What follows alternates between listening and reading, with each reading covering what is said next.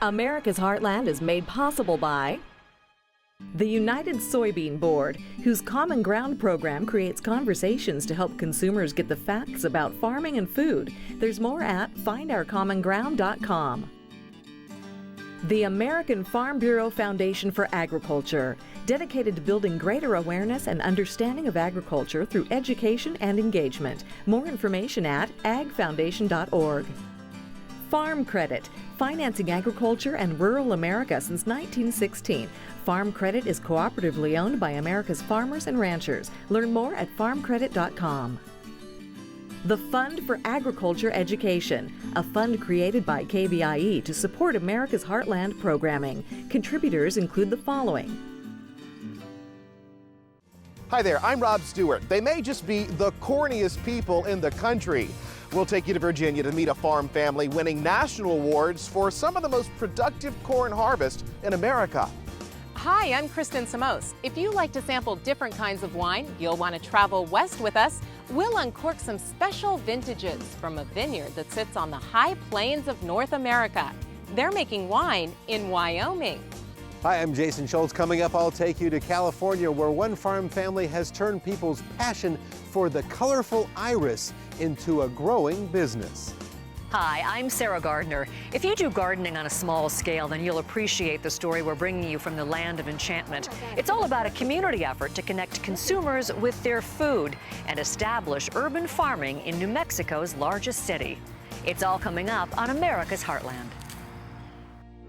You can see it in the eyes of every woman and man in America's heartland, living close to the land.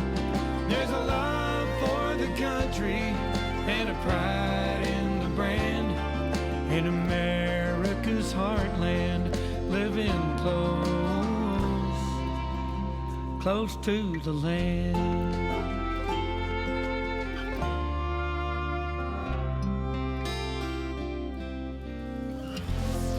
Its scent is as amazing as its beauty. The iris, a colorful flower that inspires passion amongst generations of flower lovers. And it also brings them here to the Pleasance Valley Farm in Northern California by the thousands each year.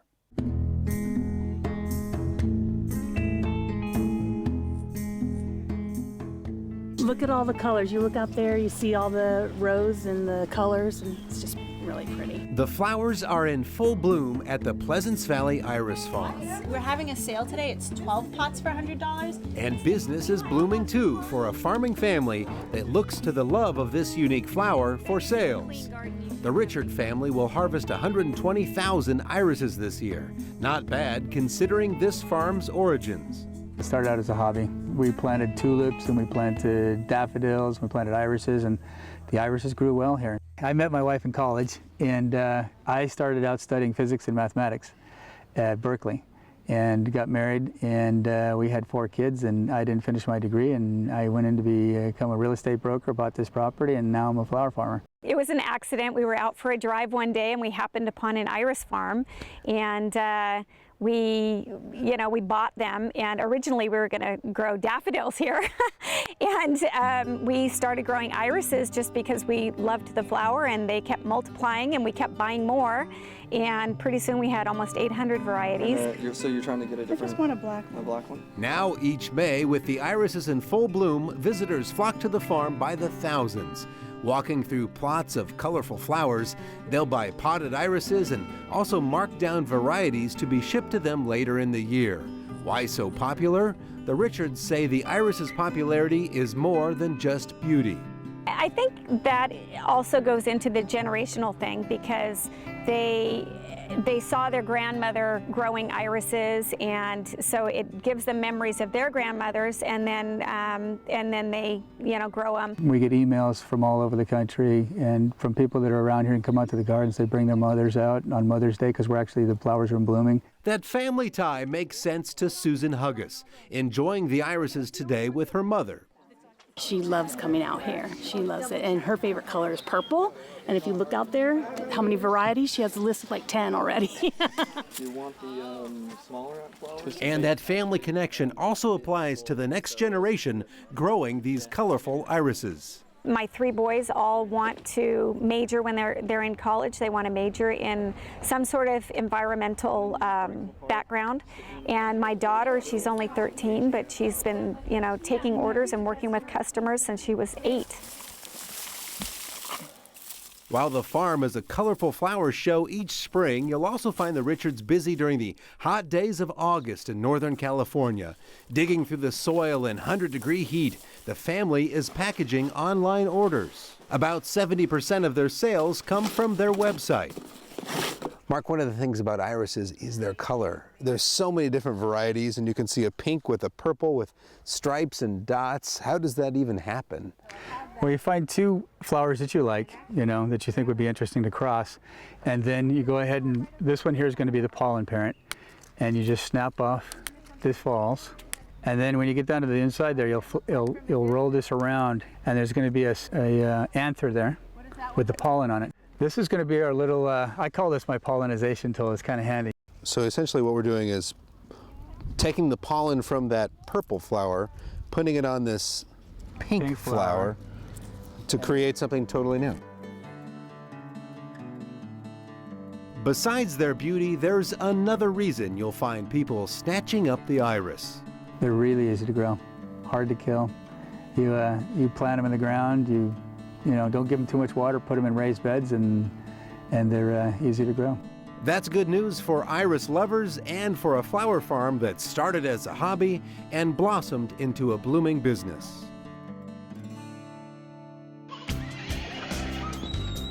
Let's give you a couple of colorful facts about irises. You'll find them grown from northern climes to desert regions of the earth. The plants have been used for centuries in making perfumes, and early societies also used iris roots for medicinal purposes. Corn is one of nature's most versatile crops, providing everything from sweet corn to animal feed to ethanol. Corn is also America's biggest grain crop, and one Virginia farmer has discovered that his eco-friendly methods have brought him a bushel of awards from some of America's most productive cornfields.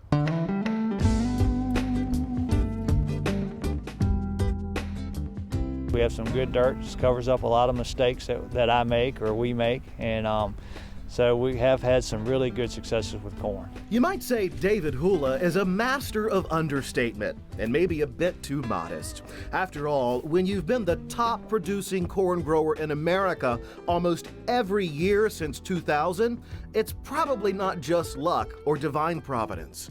The National Corn Growers Association, they have an annual contest, a yield contest. We won overall, so we were blessed in that we had the highest yield in the whole country last year. Yield is measured in bushels per acre.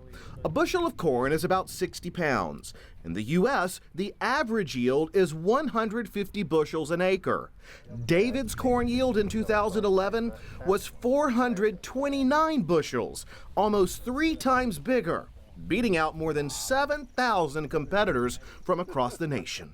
We try to start out with good genetics, and then we just kind of spoon feed the crop throughout the season, pay a lot of attention to the details, give it good plant health. Perhaps most amazing, that record-breaking harvest was finished just hours before Hurricane Irene slammed into Virginia. Literally, we harvested that 400 bushel of corn within a half a day before that field was actually leveled from the 70-mile-an-hour winds. For 4 generations, since the 1930s, the Hula family has been farming this rich land by the St. James River. Today, David, his dad, 2 brothers, and a son and nephew manage about 4,000 acres, and not just corn. We're also in the seed business. We raise a lot of soybeans for a company that we part own, and we have some public varieties that we raise. And then we have some wheat, soft red winter wheats. We still are one of the few that grow barley, and then we're one of the few that still grow oats around here. Drought is a reality faced by all farmers, and water conservation has become even more critical. That's why David and his dad have been practicing no-till farming since 1987. That's where residue from the last harvest is allowed to stay on the ground and protect precious topsoil. We just need to be stewards to save our soil, keep it from eroding from rainfall or dust or wind, and then we don't want to pollute the water. And conserving scarce water is why David has invested in this high-tech drip irrigation system. Most of the pipes are beneath the surface. The water is mixed with fertilizer, going straight to the roots. And this high-tech gadget uses solar panels and satellites to check moisture levels as deep as 5 feet below the surface. I can log in and just like checking emails, I check how much my moisture is in the ground. And then we can also document whether we're doing right, wrong, or how we can fix some problems if we overwater or underwater. After the harvest and the almost yearly accolades, the Hulas still find they need to generate other revenue streams. That's one reason they share their farm with city folks. A giant corn maze each autumn, and a farm museum that's the pride and joy of David's father, Stanley. It's a chance to show his collection of old farm signs and antique equipment, including this seed cleaner. A place to share the history of agriculture. One young fella came in there one day and he said, "Man, that is a crude tractor."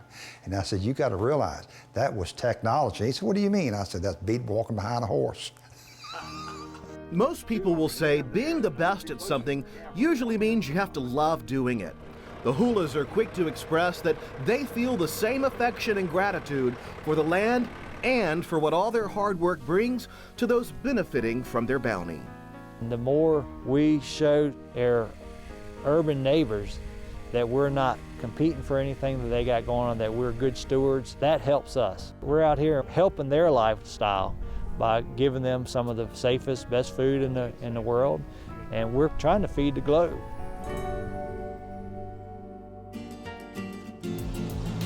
Take a guess on how many kernels you'll find on an ear of corn. Any idea? Well, one ear of corn will average 800 kernels arranged in 16 rows. Corn is America's #1 agricultural crop, but it's grown everywhere around the world except for Antarctica. Lots of folks like a nice glass of wine with their dinner. I'm Kristen Samos. Still ahead, we'll sample the offerings in some wine from Wyoming. Hi, I'm Sarah Gardner. Still ahead, we will take you to New Mexico to see how urban farming is connecting consumers with their food.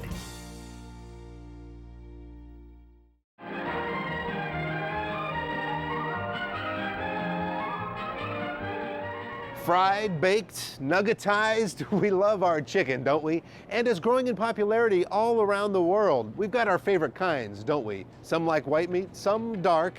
Myself, I'm more of a leg man. So why is some part of the chicken dark and some white? Your legs, thighs, and wings are dark and the breast meat is white. It's all because of the composition of the muscle. It all comes down to one thing, myoglobin. That's the protein found in the muscles of animals. And dark meat muscles in chicken have more of it. Nutritionally, dark meat has about twice as much fat as chicken breast. Both light and dark meats have a similar vitamin and nutrient profile, and both have lots of protein.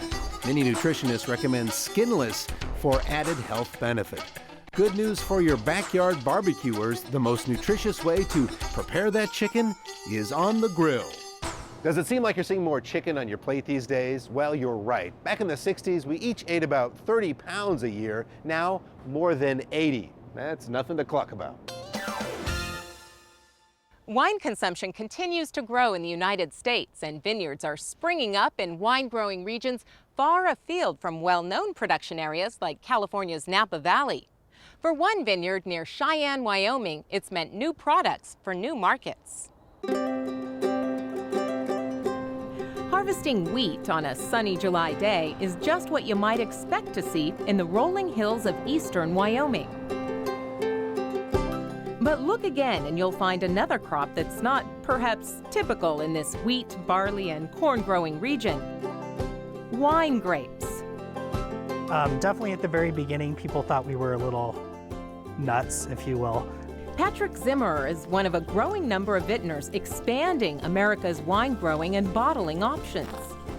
Since 2001, Patrick's been growing grapes and operating Table Mountain Vineyards northeast of Cheyenne, Wyoming. It's part of the country that can get up to 3 feet of snow each winter. Compared to grapes being grown in California, Europe, or some of the traditional areas, it is definitely a challenge just because our grapes face Extreme cold, we're anywhere from 15 to 30 below zero at any given time. The vines grown here are hybrids designed to withstand harsh weather conditions. One variety is known as Valiant. The Valiant is actually one of the very first hybrid grapes developed in South Dakota, and they believe it can tolerate like 55 to 60 below zero. Patrick's family has a long history in agriculture. The vineyard came as a result of continuing efforts to diversify what the land was able to produce. The farm itself has been very diversified since that time. It's been a sheep feeding operation, a cattle feedlot operation. We've grown hay, sugar beets. The idea to grow grapes actually began as a thesis paper in college. As we did a little research into different varieties of grapes, we found 14 different varieties that we thought could grow here. The startup plan earned Patrick $10,000 in seed money as part of a business contest at the University of Wyoming. It was an interesting farming idea to his grandmother. You know, with your grandchildren and even your own children, you just, whatever they want to do, you want to help them get ahead. So I was very excited. Cheers. Cheers. The first harvest in 2004 yielded grapes from half an acre. Today they've grown to 11,000 vines on just about a dozen acres. Much of the marketing target has been on wines that are fruit-based. We produce a honey wine, some raspberry wine, strawberry wine, and when we first started, we were very small. I think our very first harvest was about 400 pounds of grapes. We've made anything from apple, pear, peach, anything that's grown in Wyoming, that's a fruit that we can turn into wine. We've experimented or tried throughout the years. The fermenting process is done in polyurethane barrels rather than the typical oak casks. Patrick says this allows the fruit to more adequately ferment with the wine grapes. The yeast is converting the sugar into alcohol. We have about 75 pounds of cherries per barrel here, and it's all fermenting away, and in about 2 weeks it'll be cherry wine. The winery's products have already been recognized with a number of awards. We got wine going to Gillette and Cheyenne and Casper, and I think that's it for now. The marketing at Table Mountain has definitely become a family affair, with the bottled products shipped to stores and restaurants across the region. About 2 buds down from the bunch of grapes, you just prune off that excess. The success at Table Mountain has also inspired others in the region to try their hand at winemaking. One is the smaller startup known as LaGrange Vineyards. We've tried several different varieties. Some were successful, some were not. Anyway, I have an acre and a half of grapes here, which is 1,000 plants, and they're giving me between 7.5 and 8 tons of grapes a year, which I sell to the winery, to Patrick at the winery. Patrick says he's gratified by the success that the vineyard has enjoyed so far, all from a college paper that turned into a career. I do think it's a success story for any agriculturalist to be able to start something, carry it through, and be able to promote the industry and hopefully start a new industry for other growers as well.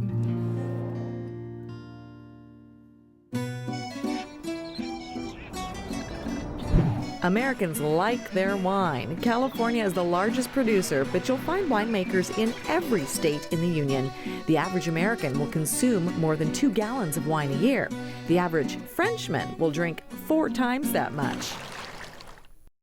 Gardening is a popular pastime for many of us. Growing your own fruits and vegetables has benefits well beyond fresh air and fresh produce. Here in Albuquerque, connecting consumers with their food involves a unique urban farm.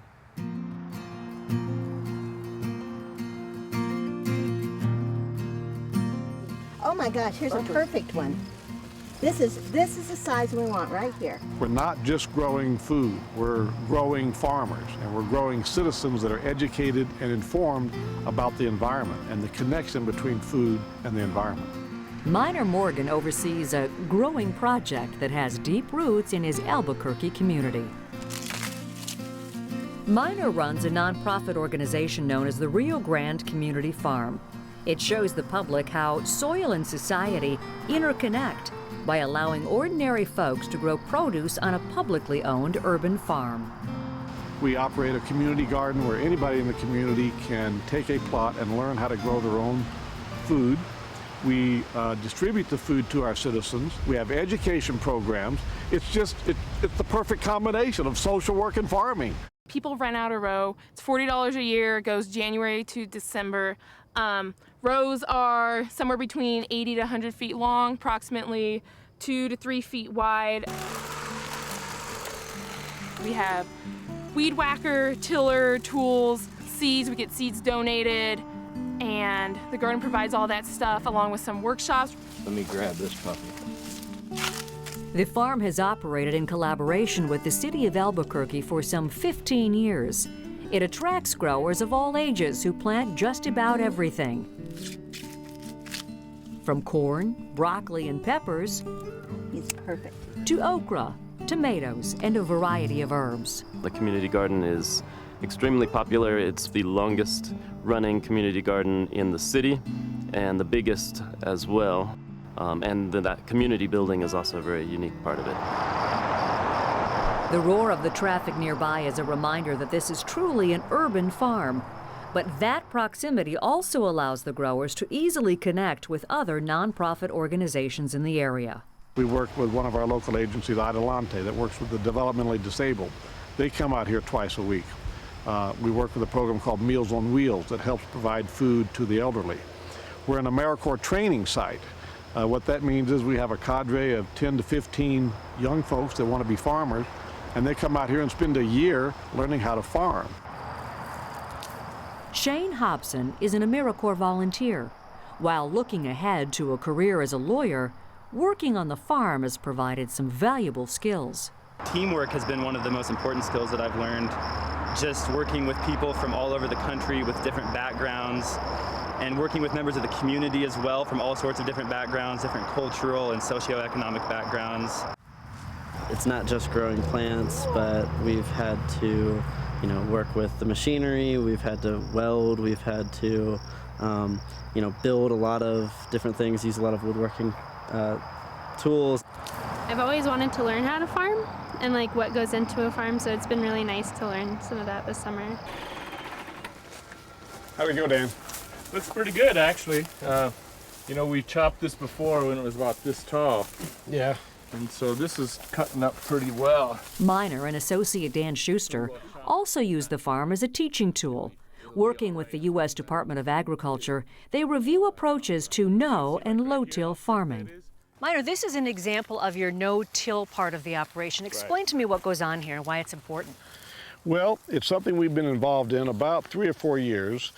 Dan is a traditional farmer, and because the USDA has a new emphasis on soil quality, we're looking at changing our tillage practices. We've done traditional tillage where we have heavy disc and shanks and plows. What they're finding is that kills the first 12 inches of soil, the biological activity. So the USDA now is looking at how do you grow crops by preserving the soil.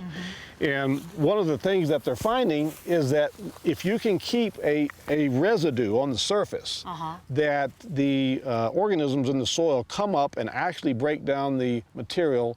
You can see it's a mat on the surface. And all of this residue over a period of a year or two will break down and become nutrients for the soil. And what's really cool about it is that with another implement called a no-till drill, we'll be able to come over this and plant seed directly into this.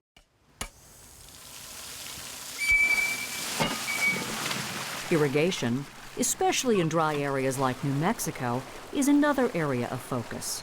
We're modeling for farmers how to use water efficiently, using drip system, using surface water in a drip system, using flood irrigation with efficient methods like pipelines and laser levels.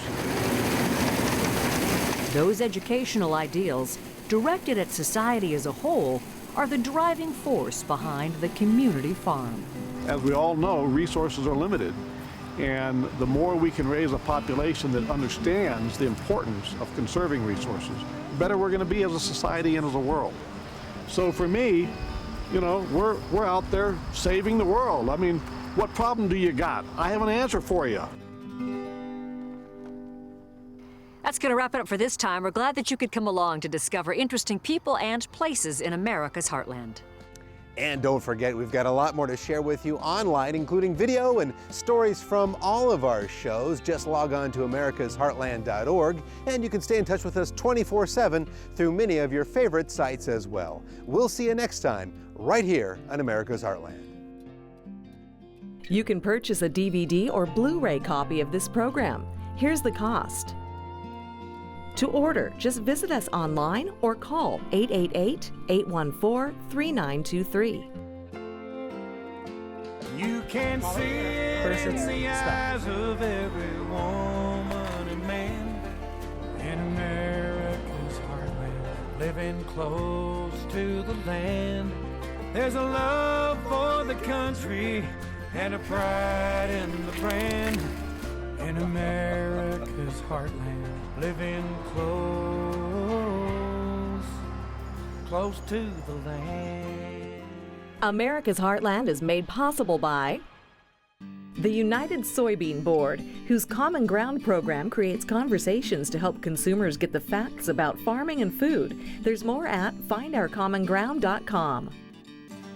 The American Farm Bureau Foundation for Agriculture, dedicated to building greater awareness and understanding of agriculture through education and engagement. More information at agfoundation.org. Farm Credit, financing agriculture and rural America since 1916. Farm Credit is cooperatively owned by America's farmers and ranchers. Learn more at farmcredit.com. The Fund for Agriculture Education, a fund created by KVIE to support America's Heartland programming. Contributors include the following: